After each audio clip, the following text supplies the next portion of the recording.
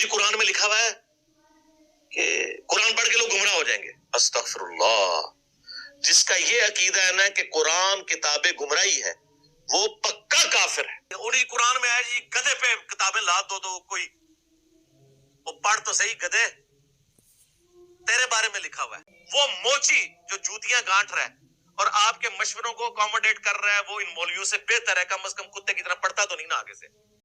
سما T V پر کتب on line programme میں ایک عالم صاحب نے کچھ لوگوں پر ایک مثبت انداز میں تنقید کی، اور تنقید ان لوگوں پر کی جو اپنی زندگی کا ایک زیادہ تر حصہ اپنے دنیاوی مشاغل میں، اپنی مصروفیات، دنیاوی کاروبار میں، اپنی ملازمت میں، اپنی جاب وغیرہ میں گزار دیتے ہیں، اور پھر اپنی 50-60 سال کی زندگی میں جب وہ ریٹائرڈ ہو کے اپنی ڈپارٹمنٹ سے آتے ہیں تو کچھ ادھر ادھر سے مسائل سیکھ لیتے ہیں، کچھ اردو کی کتابیں پڑھتے ہیں، اور پھر وہ اپنے طور پر اپنے آپ کو ایک مفسر قرآن اور ایک مفکر اسلام کی حیثیت سے شو کرنے کی کوشش کرتے ہیں، اور قرآن مجید اور دین کے مسائل کے حوالے سے پھر وہ اپنی رائے کو دخل دیتے ہیں اور کہتے ہیں کہ میرا نقطہ نظر اس میں یہ ہے، میں یہ کہتا ہوں، میرا خیال اس میں یہ ہے. تو اب ایسے لوگوں کی یقیناً تردید ہونی چاہیے، اور ان عالم صاحب نے ایک مثبت انداز میں ایسے لوگوں پر تنقید کی ہے. لیکن انہوں نے اپنی گفتگو کے دوران ایک جملہ جو ہم عام جرنل انداز میں بول دیتے ہیں کہ ڈاکٹرز اور انجینئرز اور ڈاکٹرز کے حوالے سے ایک جملہ عام جرنل ہم بول دیتے ہیں، انہوں نے یہ انجینئر کا لفظ اپنی گفتگو میں بول دیا، اور ساتھ اس کی یہ کنڈیشن بھی تھی، اور اس کے ساتھ انہوں نے یہ بھی بیان کیا کہ 50-60 سال کی عمر میں ریٹائرڈ ہونے کے بعد یہ بھی ساتھ بولا. اس کا مطلب یہ ہے کہ ان کا یہ اشارہ انجینئر محمد علی مرزا جیلمی کی طرف نہیں تھا، بلکہ ایک جرنلی انہوں نے ایک بات کی تھی.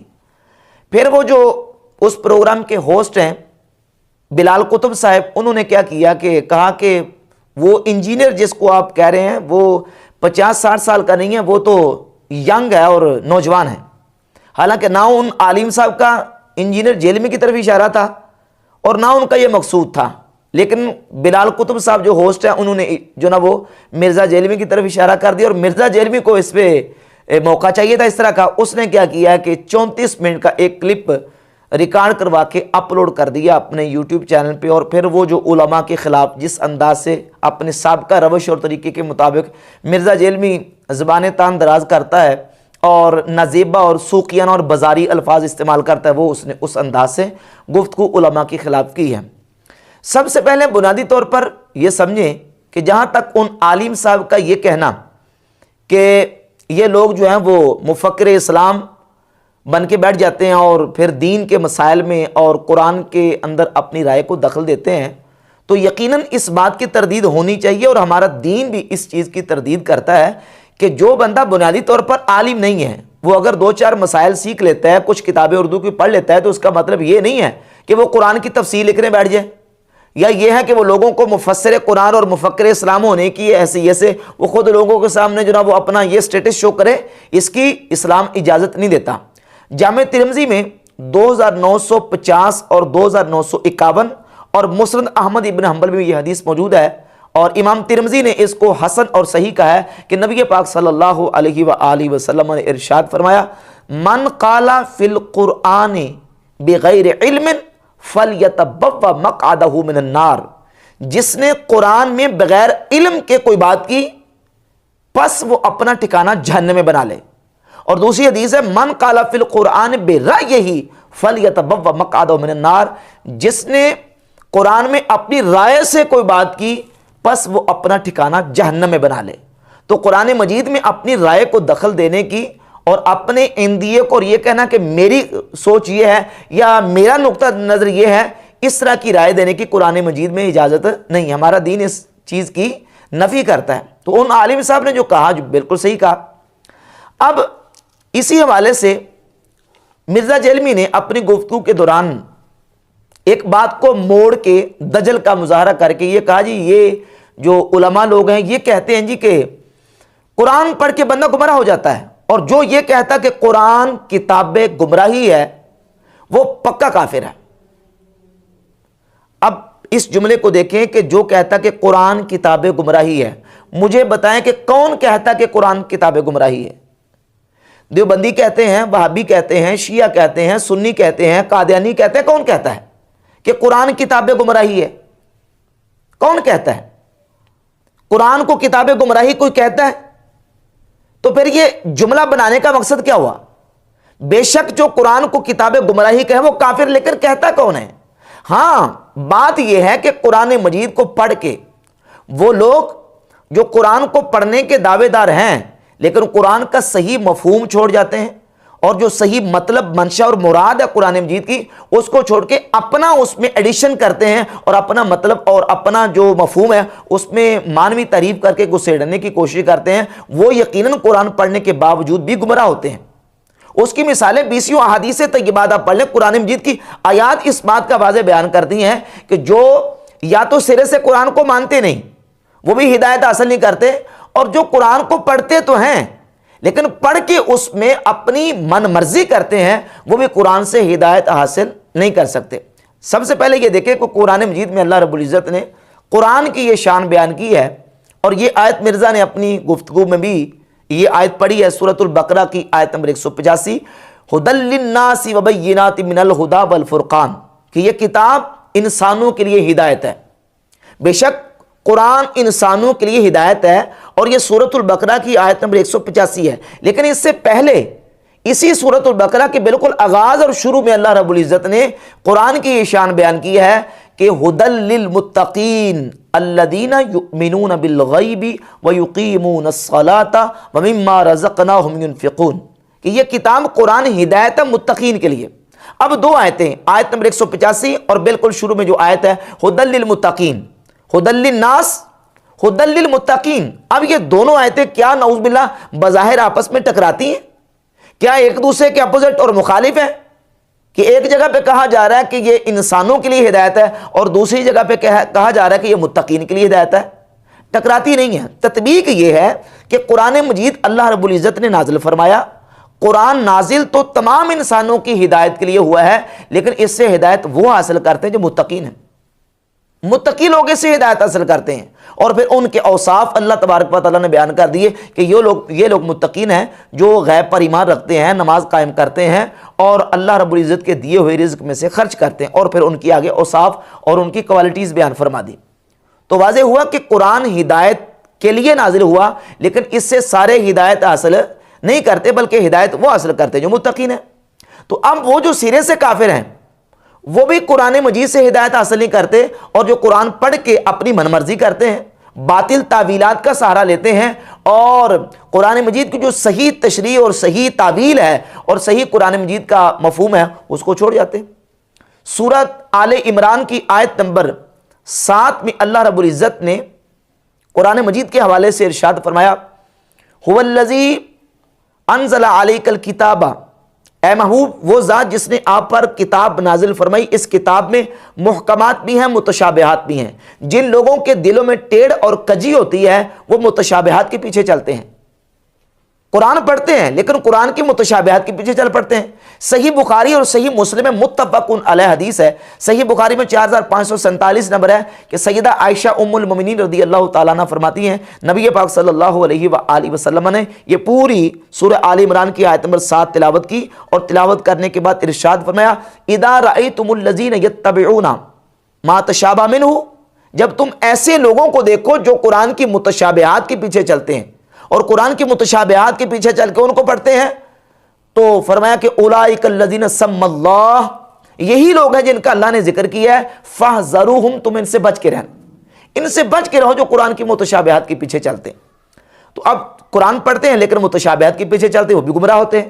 قرآن کے متشابہات کے پیچھے چلنے والے کون ہیں؟ گمراہ ہیں۔ اور قرآن مجید کی سورۃ المائدہ کی آیت نمبر 68 میں اللہ رب العزت فرماتا ہے 78 نمبر آیت میں کہ وَلَيَزِيدَنَّ كَثِيرًا مِّنْهُمْ مَا أُنزِلَ إِلَيْكَ مِن رَّبِّكَ طُغْيَانًا وَكُفْرًا، یقیناً اے محبوب جو آپ پر قرآن نازل کیا گیا، یہ قرآن ان میں سے بہت سے لوگوں کو سرکشی اور کفر میں اور زیادہ بڑھا دیتا ہے، سرکشی اور کفر میں اور زیادہ ان لوگوں کو بڑھا دیتا ہے۔ اب وہ قرآن مجید کے ذریعے سرکشی اور کفر میں بڑھنے والے کون لوگ ہیں؟ جو سرکشی اور کفر میں بڑھنے والے ہیں وہ کس طرح بڑھتے ہیں؟ وہ قرآن مجید کے ذریعے بڑھتے ہیں۔ تو اب وہ لوگ جو قرآن مجید کو یا سرے سے مانتے نہیں ہیں یا قرآن مجید پڑھتے ہیں لیکن وہ اپنی باطل تعبیرات کا سہارا لیتے ہیں، وہ قرآن پڑھنے کے باوجود بھی گمراہ ہوتے ہیں، انہیں ہدایت نہیں ملتی۔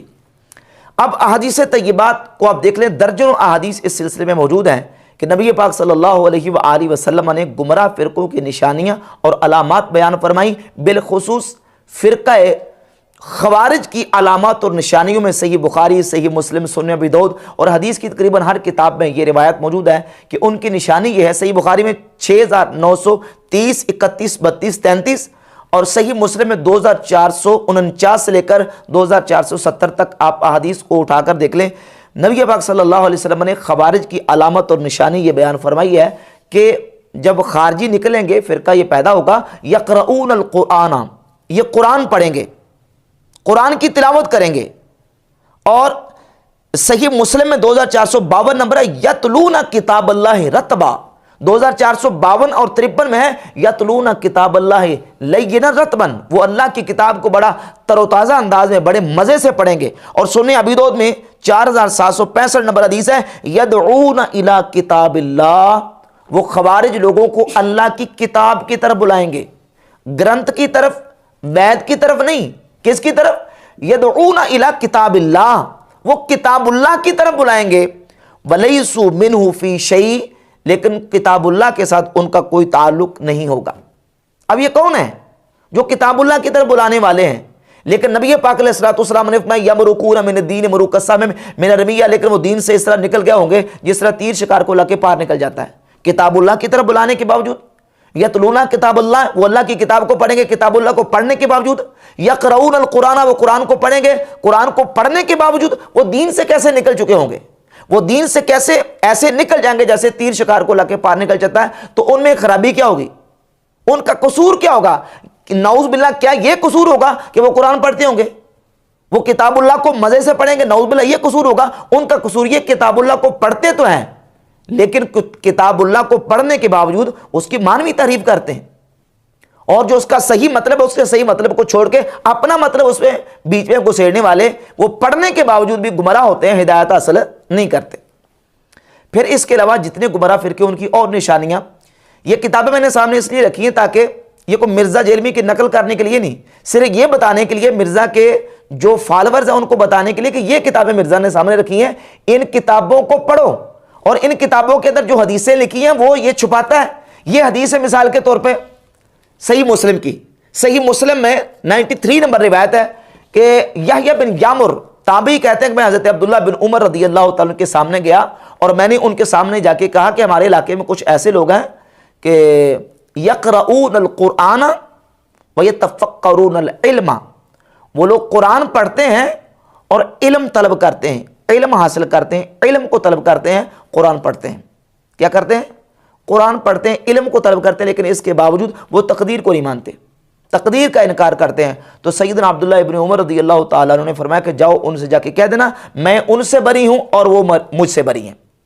اسی طرح اسی صحیح مسلم میں حدیث نمبر 18 ہے کہ ایک وقت وہ آئے گا، سیدنا عبداللہ بن عمر رضی اللہ تعالیٰ عنہ فرماتے ہیں کہ آپ فرماتے ہیں کہ ان فی البحر شیاطین مسجونتن اوثقها سلیمان علیہ السلام، سمندروں میں کچھ ایسے شیاطین ہیں جن کو سلیمان علیہ السلام نے قید کیا ہوا ہے، یوشک ان تخرج فتقرأ علی الناس قرآنا، قریب ہے کہ وہ شیاطین نکلے اور نکل کے لوگوں پر قرآن کی تلاوت کریں، فتقرأ علی الناس قرآنا، وہ نکل کے کیا کریں گے؟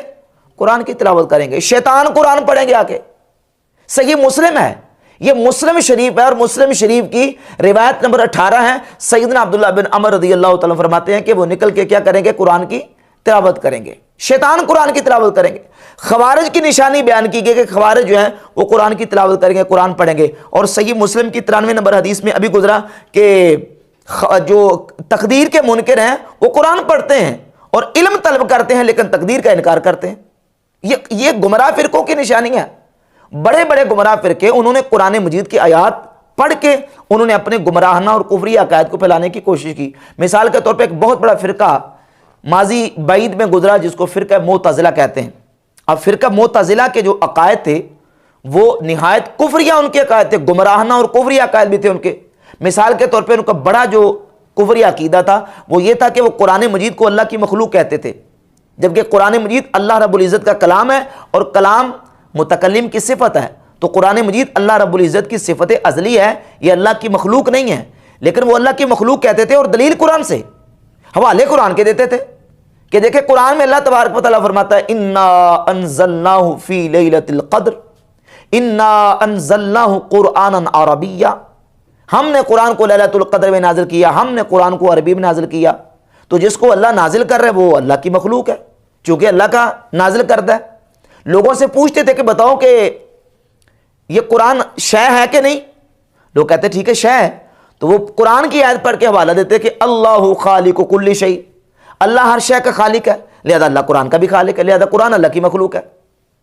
اسی طرح معتزلہ کے جو عقائد ہیں ان میں سے ایک عقیدہ ان کا یہ تھا کہ اللہ رب العزت کو دنیا اور آخرت میں کوئی نہیں دیکھ سکتا، نہ دنیا میں دیکھ سکتا ہے نہ آخرت میں جنت میں کوئی دیکھ سکتا ہے، نہ جنت میں نہ دنیا میں۔ حالانکہ مسلمانوں کا عقیدہ ہے کہ جنت میں اہل ایمان کو اللہ رب العزت اپنا دیدار کروائے گا اور اہل ایمان اللہ رب العزت کو جنت میں دیکھیں گے، لیکن معتزلہ کہتے تھے کہ نہ دنیا میں نہ جنت میں، اور قرآن مجید کی آیت کا سہارا لیتے تھے۔ سورۃ الانعام کی آیت نمبر 103 لا تدرکہ الابصار وہو یدرک الابصار، یہ قرآن کی آیت ہے۔ وہ کہتے ہیں کہ آنکھیں اس کا ادراک نہیں کر سکتی، وہ آنکھوں کا ادراک کرتا ہے، لہذا معلوم ہوا کہ آنکھیں جب اس کا ادراک نہیں کر سکتی تو نہ دنیا میں نہ جنت میں کوئی اس کو دیکھ نہیں سکتا۔ عقیدہ بنا کے دلیل قرآن سے پیش کر رہے ہیں۔ اور اس طرح کے معتزلہ کا ایک عقیدہ ہے کہ وہ کہتے ہیں کہ اللہ رب العزت پر واجب ہے کہ وہ اپنی مخلوق کے اوپر رحمت کرے، یہ اللہ پر واجب ہے۔ اچھا تو دلیل کہتے ہیں دلیل سورۃ الانعام کی آیت نمبر 12 ہے، اللہ فرماتا ہے کتب علی نفسہ الرحمہ، کہ اللہ نے اپنی ذات پر رحمت کو واجب کر لیا۔ سورۃ الروم کی آیت نمبر 47 میں فرماتا ہے وَقَانَ حَقًّا عَلَيْنَا نَصْرُ الْمُؤْمِنِينَ، ہمارے اوپر حق ہے، واجب ہے کہ ہم ایمان والوں کی مدد کریں۔ انہی آیات سے وہ اپنا باطل عقیدہ نکالنے کی کوشش کرتے تھے۔ الغرض بیسیوں اس طرح کے دلائل اور بیسیوں اس طرح کی احادیث اور روایات اور واقعات پیش کیے جا سکتے ہیں جس سے یہ بات بالکل واضح ہوتی ہے کہ گمراہ فرقے جو ہیں وہ بھی قرآن ہی کا سہارا لیتے تھے، لیکن جو اس کا صحیح مطلب تھا اس مطلب کو وہ نہیں لیتے تھے، بلکہ اپنا اس میں جو مانوی تحریف کر کے غلط مطلب اور غلط مفہوم اس میں پیدا کرنے کی کوشش کرتے تھے۔ اب اس کے علاوہ آپ دیکھ لیں کہ بہت ساری اور واقعات اور روایت پیش کی جا سکتی ہیں جس سے یہ بات واضح ہوتی ہے کہ جو گمراہ فرقے ہیں انہوں نے اپنا مستدل قرآن ہی کو بنانے کی کوشش کی، لیکن قرآن پڑھنے کے باوجود وہ ہدایت حاصل نہیں کر سکے کیونکہ اس کا مفہوم غلط لیا۔ تو اب یہ جو کہا جاتا ہے کہ قرآن پڑھ کے لوگ گمراہ ہوتے ہیں، یہ گمراہ وہ لوگ ہوتے ہیں کہ جو قرآن مجید کا صحیح مفہوم تسلیم کرنے کے لیے تیار نہیں بلکہ اپنی ذاتی رائے کو اس میں دخل دیتے ہیں۔ آج ہمارے حالیہ جو دور ہے اس میں دیکھ لیں، کراچی کا محمد شیخ محمد جسے محمد شیخ کہتے ہیں، اب اس کے نظریات اور عقائد دیکھ لیں۔ اب اس کا عقیدہ وہ کہتا ہے جی میں صرف اور صرف کتاب کو قرآن کو مانتا ہوں اور قرآن کے علاوہ باقی کسی کتاب کو ماننے کے لیے تیار نہیں ہوں میں۔ اب مجھے بتائیں کہ اب وہ جو قرآن مجید کے حوالے سے جو عقیدہ رکھتا ہے کسی مسلمان کا وہ عقیدہ ہے جو شیخ محمد کا عقیدہ ہے، محمد شیخ کا؟ نہیں، ہرگز نہیں۔ تو دعویٰ تو وہ قرآن کا کر رہے ہیں۔ اور مرزا کا جو بابا ہے جوید احمد غامدی، نبی کریم علیہ الصلوۃ والسلام کی تمام نبیوں پر فضیلت کا منکر ہے، دلیل قرآن پاک سے پیش کر رہا ہے۔ نبی کریم علیہ الصلوۃ والسلام کے معراج جسمانی کا منکر ہے، دلیل قرآن سے پیش کر رہا ہے۔ عیسیٰ علیہ الصلوۃ والسلام کے نزول کا منکر ہے، دلیل قرآن سے پیش کر رہا ہے۔ مرتد کی سزا کے قتل ہونے کا منکر ہے، دلیل قرآن سے پیش کر رہا ہے، حوالے قرآن سے پیش کر رہا ہے۔ تو اب یہ جو چاروں میں نے 4 باتیں آپ کے سامنے گروائی ہیں، مجھے بتائیں کہ یہ امت کا عقیدہ نہیں ہے، امت کا نظریہ نہیں ہے، اور قرآن و حدیث سے ہم یہ عقیدہ اور نظریہ نہیں رکھتے، لیکن اس کے باوجود اس کے برعکس، اس کے برخلاف جوید احمد غامدی اس کے بالکل برعکس قرآن پاک کے حوالے پیش کر کے وہ اپنے جو ہے نا باطل عقائد و نظریات اس کو پروموٹ کرنے کی کوشش کر رہا ہے۔ تو اس طرح کے لوگ جو ہیں وہ قرآن پاک پڑھنے کے باوجود اپنا جو ہے نا اس کا مفہوم بگاڑ کے اپنا مطلب لے کے گمراہ ہوتے ہیں، اور ایسے لوگ قرآن سے ہدایت حاصل نہیں کرتے بلکہ گمراہ ہوتے ہیں۔ اس کے علاوہ اسی گفتگو میں مرزا نے کیا کیا ہے کہ مرزا جلیل نے یہ بات بھی کی ہے جی کہ صحیح بخاری میں تو حدیث موجود ہے کہ نبی علیہ الصلوۃ والسلام کی بارگاہ میں حضرت ابو ہریرہ آئے تھے اور آ کے نبی علیہ الصلوۃ والسلام کی بارگاہ میں عرض کی تھی کہ حضور مجھے میرا جو چور تھا اس نے یہ وظیفہ بتایا کہ تم آیت الکرسی پڑھ لیا کرو اور اس کی وجہ سے تمہارے مال کی حفاظت رہے گی۔ تو دیکھو نا جی، کہتا ہے جی کہ اچھی بات تو شیطان بھی کرے تو اسے لے لینی چاہیے، اچھی بات تو شیطان بھی کرے اس سے لے لینی چاہیے۔ یعنی یہ مرزا جلمی صاحب درس دینا چاہ رہے ہیں کہ آپ شیطانوں سے یا جو ہے وہ گمراہ قسم کے لوگ ہیں، کفری عقائد رکھنے والے لوگ ہیں، ان سے بھی آپ اپنا دین سیکھ سکتے ہیں۔ کیا اس واقعے سے یہ اخذ ہوتا ہے، یہ ثابت ہوتا ہے یا حضرت ابو ہریرہ رضی اللہ تعالیٰ عنہ جو ہے وہ شیطان کے پاس کو درس قرآن لینے گئے تھے، درس حدیث سننے کے لیے گئے تھے، کو قرآن کی کلاس اٹینڈ کرنے کے لیے گئے تھے؟ نہیں، وہ تو اتفاقاً شیطان آیا بیس بدل کے، روح بدل کے، 3 مرتبہ چور کی شکل اور صورت بنا کے، اور تیسرے دن جب حضرت ابو ہریرہ رضی اللہ تعالیٰ نے شیطان کو پکڑ لیا تو اس نے کہا کہ مجھے چھوڑ دو، میں اس کے بدلے میں تمہیں یہ وظیفہ بتا دیتا ہوں۔ اور پھر بھی ابو ہریرہ رضی اللہ تعالیٰ نے اس کے کہنے پر عمل شروع نہیں کر لیا، بلکہ حضرت ابو ہریرہ رضی اللہ تعالیٰ نے کیا کیا کہ وہ واقعہ نبی پاک علیہ الصلوۃ والسلام کی بارگاہ اقدس میں آ کے بتایا۔ جب تک نبی کریم علیہ الصلوۃ والسلام نے تصدیق نہیں کی، حضرت ابو ہریرہ رضی اللہ تعالیٰ نے اس کی بات کو سچا نہیں جانا۔ حضور نے تصدیق کی ہے تو پھر سیدنا ابو ہریرہ رضی اللہ تعالیٰ عنہ جو ہے اس بات پر ان کا یقین مزید پختہ، یقین جو ہے وہ پختہ ہوا۔ تو اس کے ساتھ ایک اور مرزا نے دوسری روایت کا حوالہ پیش کیا ہے، یہ جو مشکات کے اندر ہے، 218 نمبر روایت اور 217 نمبر روایت، بالخصوص 216 نمبر جو روایت ہے نا، الحکمت کلمۃ الحکمت دالۃ الحکیم، کہ حکمت کا کلمہ یہ حکیم کی گمشدہ میراث ہے، اس کو جہاں سے یہ ملے اس کو وہاں سے لے لینا چاہیے۔ اس حدیث کا، اس روایت کا سہارا لے کے تو اس سے یہ مفہوم نکالا کہ دین کہاں سے بھی سیکھا جا سکتا ہے، جہاں سے آپ کو دین کی بات ملتی ہے آپ اس کو لے سکتے ہیں۔ پہلی بات تو یہ کہ مرزا کے بابا زبیر علی زئی نے اسی روایت کے نیچے یہ لکھا ہے کہ یہ روایت جو ہے وہ سند کے اعتبار سے ضعیف ہے، اس میں ابراہیم بن فضل المخزومی جو راوی ہے متروک ہے، اور جو اس کی سپورٹ میں روایت سیدنا عبداللہ ابن عباس رضی اللہ تعالیٰ سے خرائطی کی مساوی الاخلاق کتابیں موجود ہے، اس روایت کا بھی سہارا لے کے مرزا نے کہا جی چونکہ اس کی سپورٹ میں ابن عباس رضی اللہ تعالیٰ سے موقوفاً روایت آ چکی ہے، لہذا یہ روایت جو ہے نا یہ اس کی سپورٹ موقوف روایت مرفوع کی کرتی ہے۔ اور وہ جو موقوف روایت ہے وہ کیا ہے؟ وہ یہ ہے کہ عبداللہ ابن عباس رضی اللہ تعالیٰ فرماتے ہیں کہ خذ الحکمت ممن سمعتها، حکمت کو لے لو جہاں سے تم اس کو سنو، فإن الرجل ينطق بالحکمت وليس من أهلها فتكون كالرمية خرجت من غیر رام۔ وہ فرماتے ہیں کہ بعض کا اس طرح ہوتا ہے کہ بندہ اس حکمت اور دانائی کے کلمہ کہنے کا اہل نہیں ہوتا، یعنی وہ اننے جوگا نہیں ہوتا کہ وہ اتنی بڑی بات کر سکے، لیکن اتفاقاً اس کے منہ سے ایسے کہ جیسے بغیر پھینکے تیر نکل جائے، یعنی آپ پھینکنا نہیں چاہتے تیر، لیکن تیر آپ کے ہاتھ سے چوٹ کے نکل گیا۔ ایسے ہی کبھی کبھی جو نامعقول شخص ہوتا ہے اس کے منہ سے بھی کوئی اچھی بات، حکمت کی بات نکل آتی ہے، تو یہ کہہ کے رد نہیں کر سکتے کہ یہ نامعقول شخص ہے لہذا اس سے حکمت صادر نہیں ہو سکتی اور ہم نے اس کی بات کو نہیں لینی۔ اس کا یہ مطلب نہیں ہے کہ آپ دین لینے کے لیے جو ہے وہ نامعقول لوگوں کے پاس چلے جائیں یا گمراہ لوگوں کے پاس چلے جائیں۔ یہی صحیح مسلم پڑھی ہے مرزا کے ٹیبل کے اوپر، اور صحیح مسلم میں روایت نمبر 26 موجود ہے، امام مسلم رحمۃ اللہ تعالی علیہ اس کو لے کے ہے کہ سیدنا امام محمد بن سیرین فرماتے ہیں ان ھذا العلم دین فانظروا امن تاخذون دینکم، یہ علم دین ہے، فانظروا امن تاخذون دینکم، تم یہ دیکھو کہ اپنا دین کہاں سے لے رہے ہو، فانظروا امن تاخذون دینکم، تم یہ دیکھو کہ اپنے دین کہاں سے حاصل کر لے ہو۔ تو دین کے حاصل کرنے کے لیے یہ دیکھنا پڑے گا کہ یہ بندہ کون ہے، اس کا عقیدہ کیا ہے، اس کا نظریہ کیا ہے، اس کے خیالات کیسے ہیں۔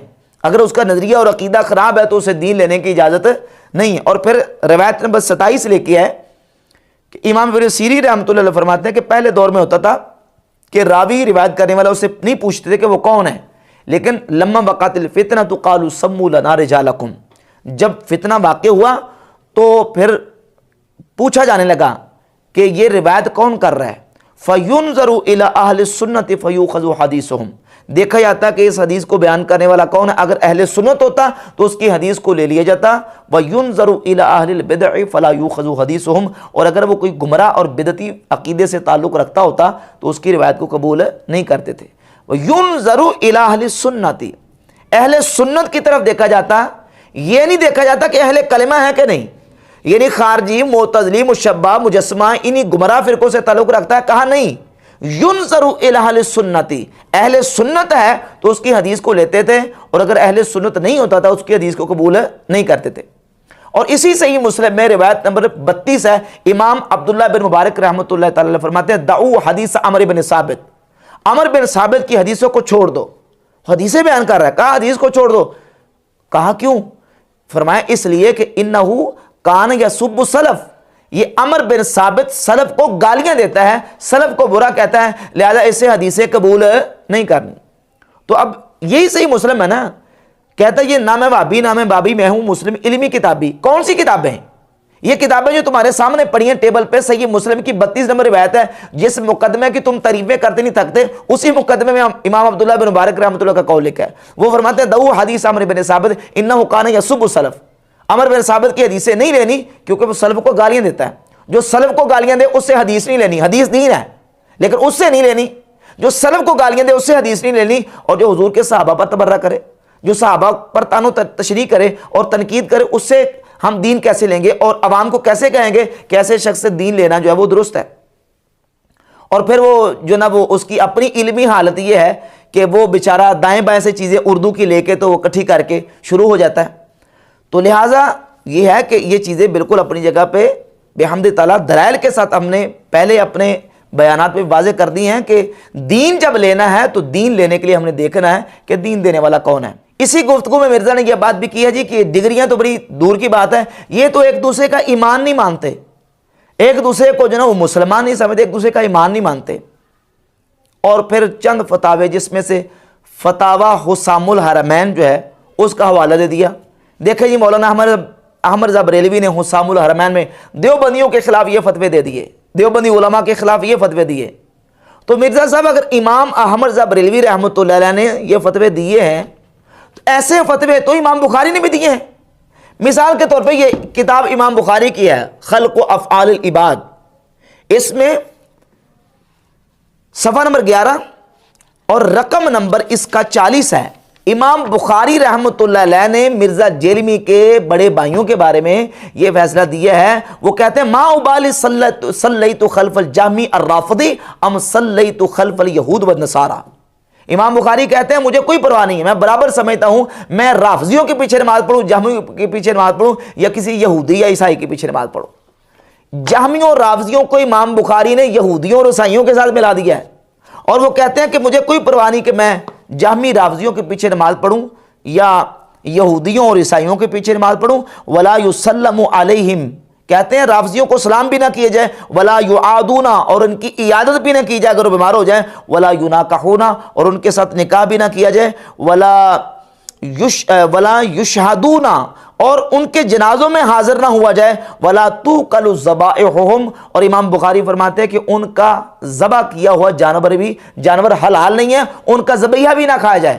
یہ رافضیوں کے بارے میں امام بخاری رحمۃ اللہ کا فتویٰ ہے. امام احمد رضا بریلوی کے جو فتوے ہیں حسام الرحمن میں, اس کو یہ کہتا ہے طوفانی فتوے, اور امام بخاری کے جو ہیں فتوے یہ کیا ہیں, یہ طوفانی فتوے نہیں.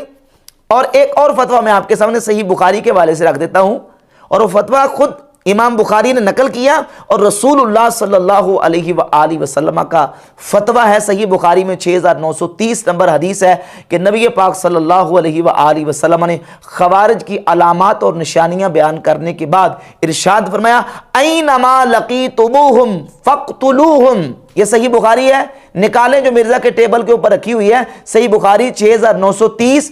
نبی کریم علیہ الصلوۃ والسلام کا فتویٰ امام بخاری رحمۃ اللہ علیہ بیان کر رہے ہیں کہ اللہ کے رسول علیہ الصلوۃ والسلام نے فرمایا یہ جو خوارج ہیں یہ قرآن پڑھیں گے, حدیثیں پڑھیں گے, نمازیں تم سے زیادہ پڑھیں گے, روزے تم سے زیادہ رکھیں گے, اور نیک اعمال تم سے زیادہ کریں گے. اینما لقیتموہم فاقتلوہم, تم جہاں بھی ان کو پاؤ قتل کر ڈالو. یہ صحیح بخاری کے اندر فتویٰ موجود ہے. اور صحیح بخاری میں 3017 نمبر حدیث ہے من بدل دینہ فاقتلوہ, جو اپنے دین کو بدل دے اس کو قتل کر دو. یہ صحیح بخاری کے اندر اللہ کے رسول صلی اللہ علیہ وسلم کا فتویٰ موجود ہے. دیکھیں دین کا جو عالم ہے، یہ مفتی ہے، اس نے ایک جو شرعی تقاضا ہے اس نے اپنے شرعی تقاضوں کو پورا کرنا ہوتا ہے۔ اب یہ مرزا جو ہے وہ فتاووں کو لے کے پھر ان کو ہٹ کرتا ہے، پھر ان کے اوپر ٹھٹے کرتا ہے اور مذاق کرتا ہے۔